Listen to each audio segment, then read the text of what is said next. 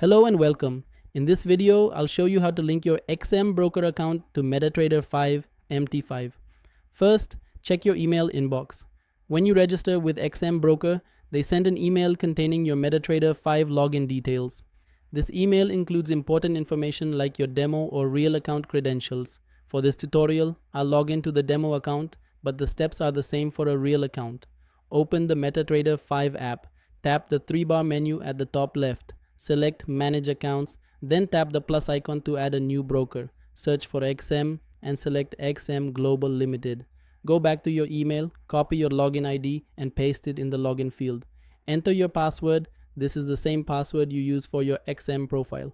Select the correct server, demo account, XM Global MT5, 5 real account MT5 2, tap login, and that's it. Your demo account is now ready with $10,000 virtual funds. The process is identical for a real account. If you have any questions, leave them in the chat. I'll be happy to help.